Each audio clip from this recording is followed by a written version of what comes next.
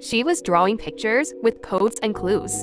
Because my mother felt me telepathically, she dreamt of me and drew me as I am now. I installed a Trojan virus program to crack the password of his computer, and instantly the password was decrypted. The password was my mother's name, Amen. I was very surprised that this man obviously knew my mother very well. When I did some research, I saw childhood photos of Rudin with my stepmother on the wall of his room and on his computer. When I turned on the hologram screen on the wall of the room, a 3D artificial intelligence woman who looked like my mother started talking. And I learned important information from her. She told me the truth. My real parents on Nibiru were the top leaders of the country, and they had many enemies. This man was my stepmother's brother. He had my mother locked up in an insane asylum, and then made it look like she was dead. He was obsessively in love with her, but she loved my father and refused his proposal. So Rudin conspired with his sister, my stepmother, to have my real mother institutionalized. They gave her drugs that gave her temporary insanity. When my mother's telepathy was activated, her eyes glowed with blue light,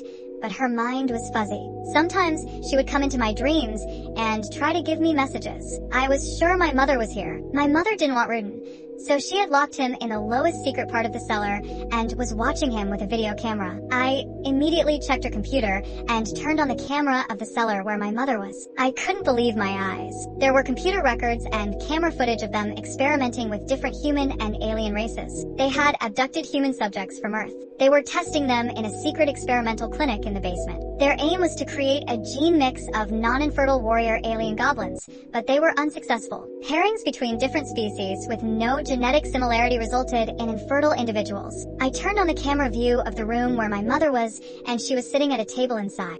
She was drawing pictures with codes and clues. Because my mother felt me telepathically, she dreamt of me and drew me as I am now. On the walls there were pictures of me visiting ancient civilizations. She left ciphers with shapes and clues on these pictures. I couldn't wait to be reunited with him. At that moment, I heard a tapping. Rudin was coming to his room to go to bed. He smelled the perfume he had given me as a gift. He was looking around. I was angry at myself for wearing that perfume. Now I realize why he gave it to me as a gift. It was too late. It was hard to save my mother without getting rid of her. I wanted to find out everything from him, so I took off the invisibility cloak. I was sitting on his bed when he came in. He was surprised to see me and said, "Get up." I walked up to her and asked her what was going on and why she did this treacherous act. Suddenly, she went crazy and started screaming. I tried to read his mind.